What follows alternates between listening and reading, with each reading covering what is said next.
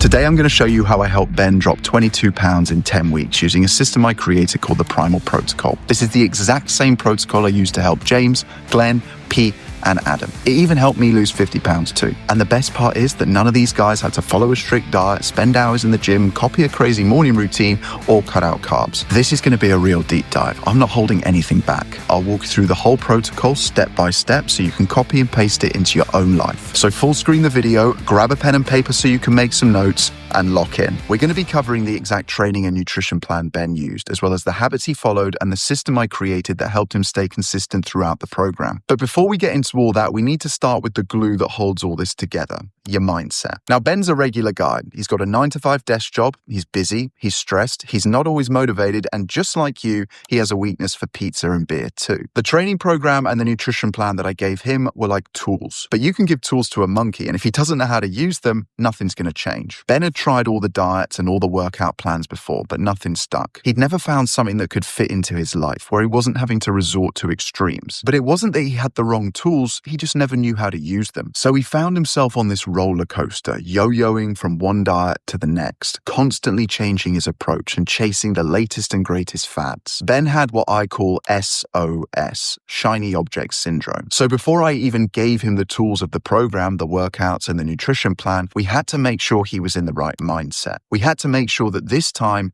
it was going to be different. And that's why we're starting the video here. So let me ask you a question. What's the one thing that's holding you back the most right now? Is it not having time, lacking energy or motivation?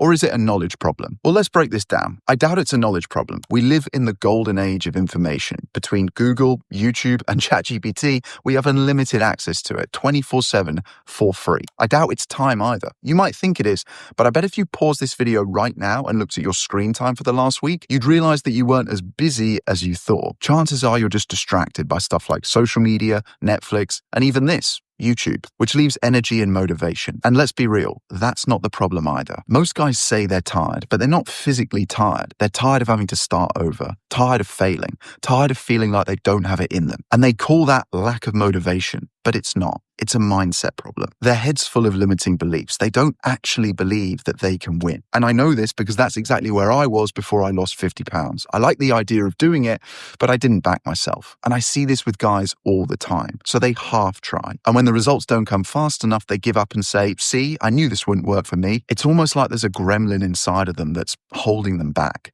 But if that's your mindset, if that's the loop, the trap that you're stuck in, it doesn't matter what plan you've got or how many YouTube videos you watch, nothing is going to change. So if that's you, the first thing we need to do is change the way that you see yourself. Right now, your brain is wired to protect your comfort zone, to keep doing what's familiar, even if it's holding you back. And your brain loves this. It's called homeostasis, and it basically means keeping you the same. Every guy I've coached who's broken that cycle started with one thing, a goal, a very clear, specific target for the next 12 weeks or so.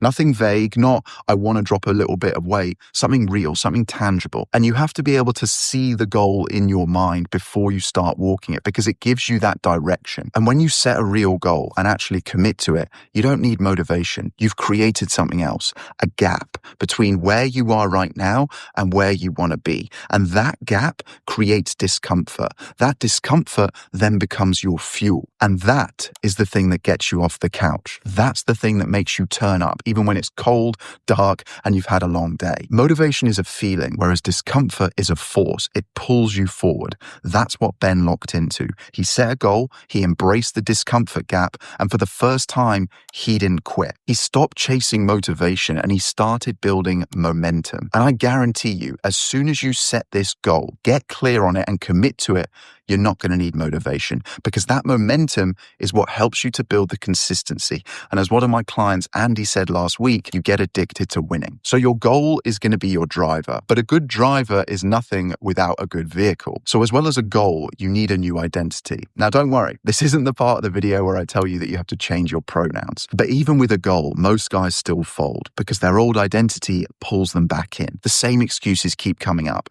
I'm not that disciplined. I always fall off. I've just got an addictive personality. I've got ADHD, OCD, BYD, LGBT. You can have all the letters you want, but it's not a weakness. It's not an excuse. They're just beliefs, limiting beliefs. And they might feel real, but they're not facts. We're all guilty of pigeonholing ourselves to try and fit in. But do you know what happens when you fit in? You become average. And the version of you that got you to where you are today, who's averaged and balanced, isn't going to be the same version that achieves the goals you've got. So the way I teach my clients to do this is by adopting something called the superhero mindset. And it's very simple. Think about who your hero was growing up. Could be a fictional character like James Bond, Superman, or Batman, or it could be someone in real life like Michael Jordan, Tiger Woods, or Mike Tyson. Now, as you go through your day, every time you're about to act on autopilot, just stop and ask yourself, how would my superhero deal with this right now? Would they eat that food? Would they go to the gym tonight or make another excuse? Would they waste their time watching that new Netflix series? You know, this is a true story. The other day, I was talking to a friend who said he was struggling to find time to post on his YouTube channel. But then on the same day, in a group chat that we're both in, someone else was asking for new Netflix series recommendations. Now,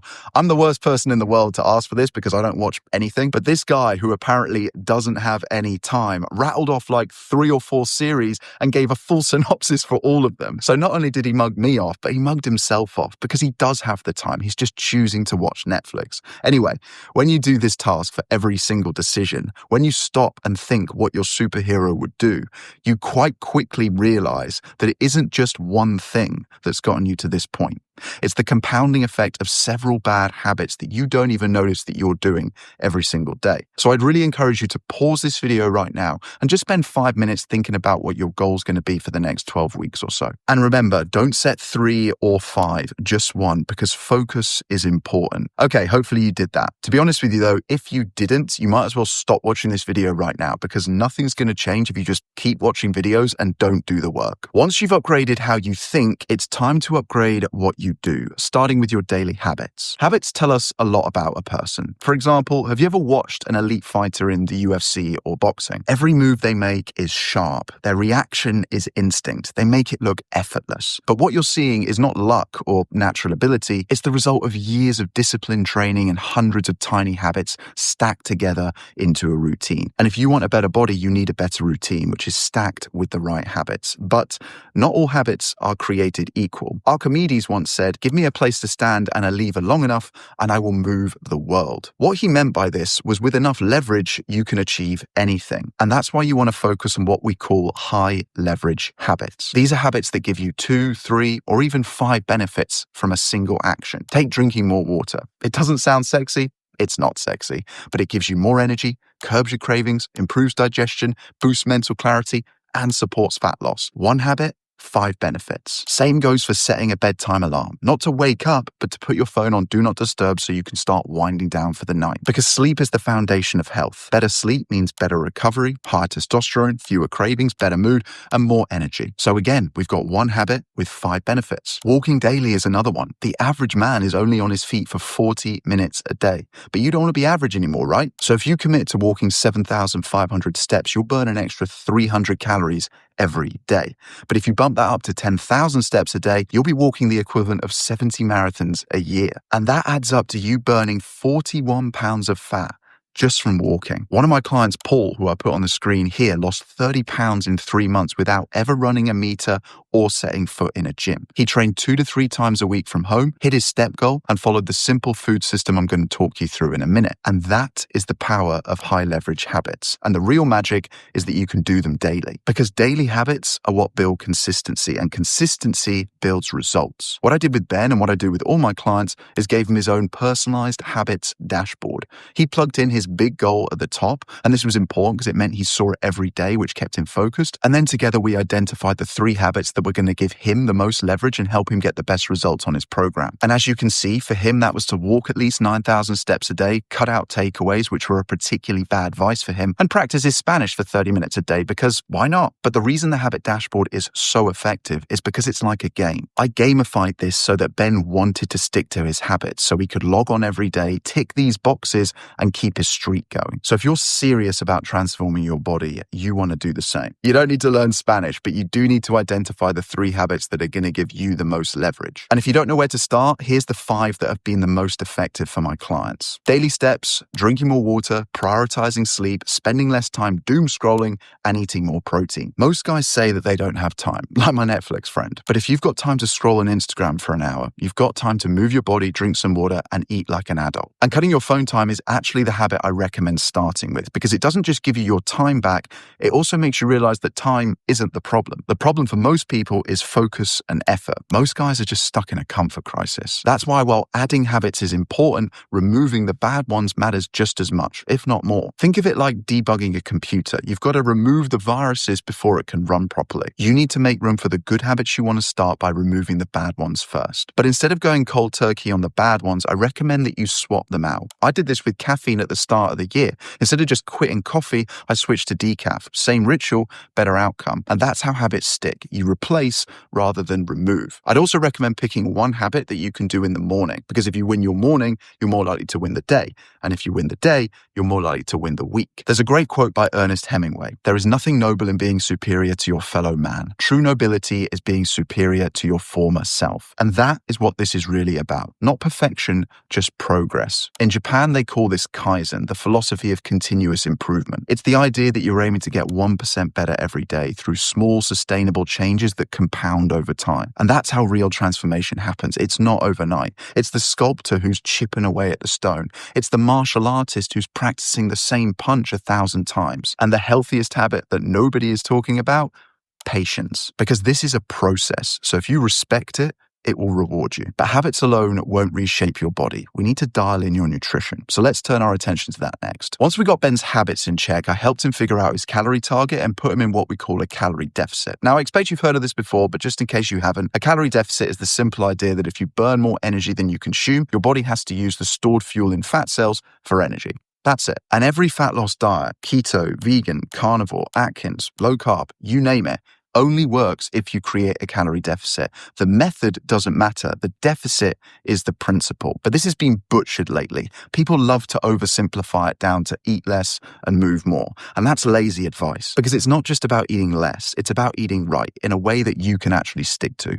But the principle still holds. No calorie deficit, no fat loss. Period. It's not about your hormones. It's not about your genetics. And if you don't know how much you're supposed to be eating, you're just guessing. And guessing leads to frustration. So here's how you can calculate your calorie deficit in the next 10 seconds. Take your goal body weight in pounds, not your current weight, your goal weight, and multiply it by 12. That gives you a solid start point for a calorie deficit. Not too aggressive, not starvation, just enough to lose fat without burning out. Let's do an example. Say your goal weight is 180 pounds. 180 multiplied by 12 is 2,160 calories. So that would be my daily calorie target. The next thing you want to do is then calculate your macros. That's your protein, carbs, and fats. Now, when I work with my clients in my program, I calculate precise macro targets that are specific to their goals and their preferences. I can't do that on YouTube, obviously, but what I can do is give you some rough targets to aim for. And the best way to do this is to look at your macros as a percentage of your calories. So I'd recommend that you get 30% of your calories from protein, 30% from fat as well, and 40%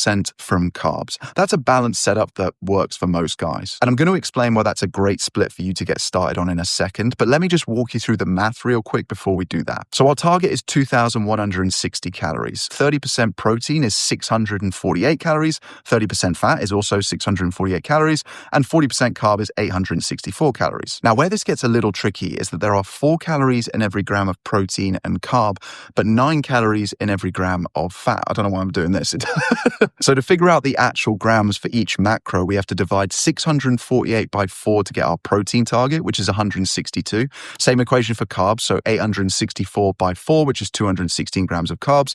But for fat, we have to divide 648 by 9, which is 72. So if your goal is 180 pounds, you'd be aiming for 2,160 calories a day, made up of 162 grams of protein, 216 grams of carbs, and 72 grams of fat. And we're going to remove the guesswork by tracking your calories. I know it's tedious. I know it's boring. but it's well worth it. And honestly, I've never met anyone who regrets doing it. You might think you're going to have to do it for the rest of your life, but 6 weeks of consistent tracking is honestly all it takes. And to give you some perspective, 6 weeks is less than 0.2% of your life. So I think that's a pretty good trade. And yes, all three macros are important. As well as helping you build muscle, protein is the most filling macronutrient. It keeps you fuller for longer, which makes it way easier to stick to your calories, especially when you're in a deficit. It also has the highest thermic effect, which means your body burns more calories digesting it compared to carbs or fat. Carbs are your brain and your body's preferred fuel source. Do not let the ketos or the carnivores of this world tell you otherwise. Most people's problem with carbs is the quality of the carbs that they're eating. I'm talking about rice, potatoes, and vegetables. When you eat carbs, your body breaks them down into glucose, which is the easiest and most efficient form of energy that your brain can use. That's why when you go low carb, you often feel foggy and sluggish and irritable. Now, at this stage, there's inevitably some angry carnivore who's getting more and more riled up every second that he watches of this video.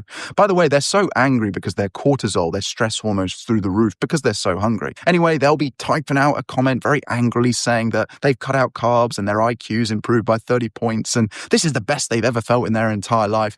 But what they're not telling you is that they didn't just go carnivore. They also cut out booze, stopped eating junk food, and actually started exercising. Because guys, it's never just one thing. Carbs fuel your performance mentally and physically, and they also help you recover too. Then finally, fats. These are essential for hormone production, especially testosterone, and they play a key role in brain health, joint function, and even mood regulation. If you drop your fats too low, everything from your energy to your libido starts to suffer. Bottom line, cutting out entire food groups isn't smart. It's just another form of extremism, and that's exactly what we're trying to move away from. But the problem with trying to stick to the same calories, the same deficit every single day, is that it doesn't give you any room for failure. There's no flexibility. It assumes that you live like a robot and that every day will be the same. But you and I know that life isn't like that, particularly when you've got a busy job, a stressful life, a partner, kids, and bills to pay. It forces you to be pretty restrictive with your food. And eating 500 calories less every single day is like cutting out an entire meal. I don't want you to do that. I want you to be fueled. I want you to be energized, because that's how you're going to build that momentum. And it's the momentum that leads to the consistency,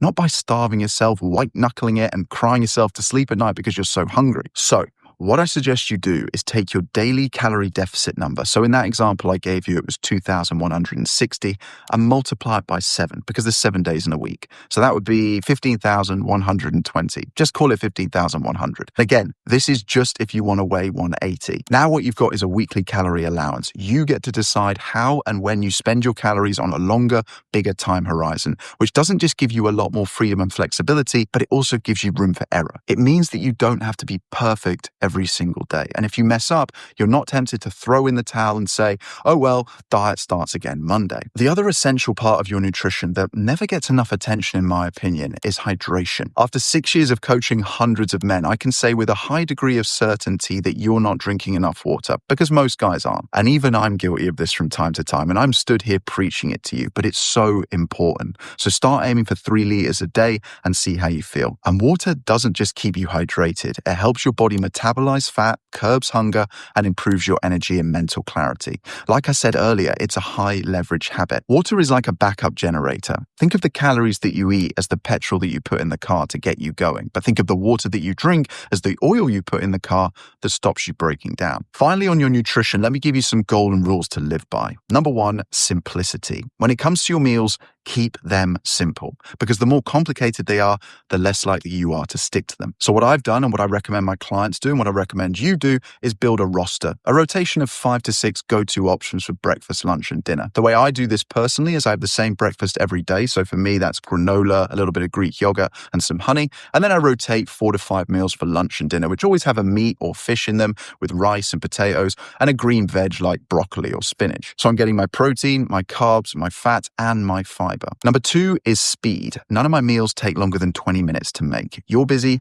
I'm busy, so let's make it fast. And then number 3, the most important of them all, is enjoyable. You have to enjoy your food, because if you don't, your diet feels like a life sentence. So the best way to approach this is using the 80-20 rule, where 80% of your food comes from whole, nutrient-dense produce, but you leave room for 20% to come from the snacks and treats that you love and look forward to, because that 20% will keep you consistent with the 80%. For me, that'll be dark chocolate, ice cream from time to time, or just a massive pizza if I've had a particularly rough week. Those simple rules, simplicity, speed, enjoyability, SSE, is what keeps this from ever feeling like a diet. That's how you make it sustainable. And that is how you make real progress every single week. Just like Sam, who lost 65 pounds, or Adam, whose 9-month transformation here is absolutely mind-blowing. And then the final piece of this puzzle, the piece that carved out Ben's new lean physique, was his workout plan. You don't need to run for miles or hit the gym every day. In fact, that will work against you. But the goal is to find ways to make you live a more active lifestyle amidst the job, the kids,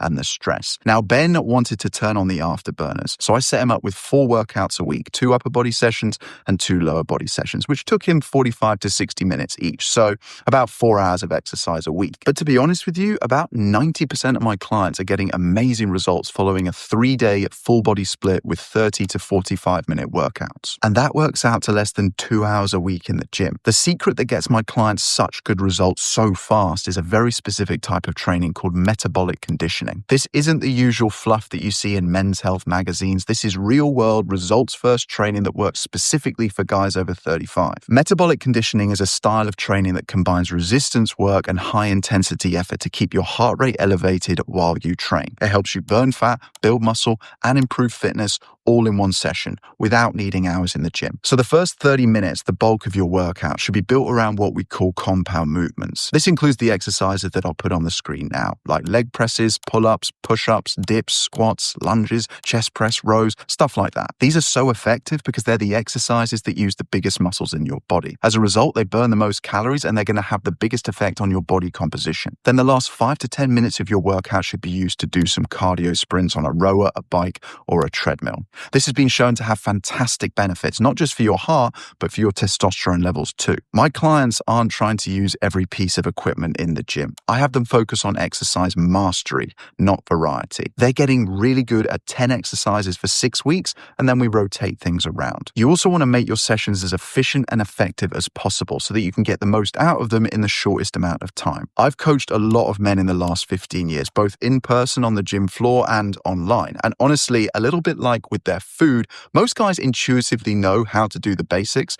The problem is hardly any of them are training with any intensity or intention. In other words, they're not doing enough volume. Volume is the amount of weight that you're lifting multiplied by the number of reps that you're doing. For example, let's say I put 100 kg on the leg press and do 3 sets of 10. So that's 30 reps. 30 times 100 equals 3,000. So my leg press volume is 3,000. Cool. But here's the problem. Most guys will do 3 sets of 10 because that's what they've been told they're supposed to do. Why? Because that's what PTs are taught on the PT course that your grandmother could pass in a weekend. That's what everybody does. And that's exactly why 99% of men don't make any real progress. They're doing the bare minimum, taking long rest periods, scrolling on their phone, stopping the second it gets slightly uncomfortable, and then wondering why nothing changes. It genuinely blows my mind how many men do ordinary things and expect extraordinary results. If you want something you've never had, you're going to have to do something you've never done. Now, that certainly doesn't mean you just spend hours in the gym or train 7 days a week,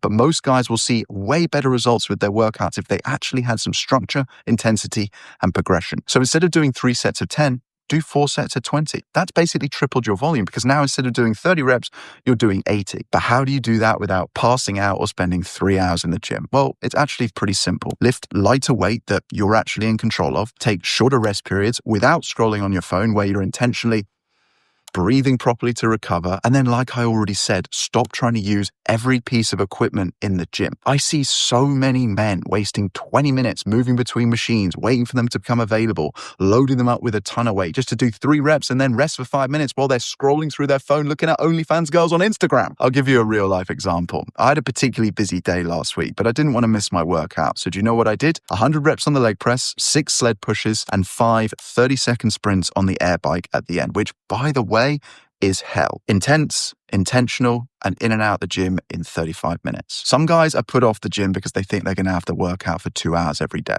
You don't. 3 30 to 40-minute workouts is more than enough. And the guys who think they're training hard but aren't getting great results aren't training hard. They've got no structure, intention, or intensity. And I know this because this is the exact situation that so many of my clients come to me in. Like Pete, and look at the amazing results that he got after following the program I built him for just 7 weeks. Or James, who I basically transformed into a fitness model in 3 months. That's the full playbook, guys. Everything you need to get amazing results just like Ben and all these other guys did. The missing ingredient that I can't give you and that nobody can give you is accountability. Because you can take all the information from today, but if you can't implement it consistently, nothing's going to change. And that's the real reason my coaching program gets such amazing results. Not because I'm teaching my clients anything particularly revolutionary, but because I give them the accountability that they need to stay consistent. So if you're serious about building a lean, strong body that you can maintain year round, that gives you more energy, confidence, and drive, click the link under the video and watch the short clip on my website now so you can find out exactly how my coaching program works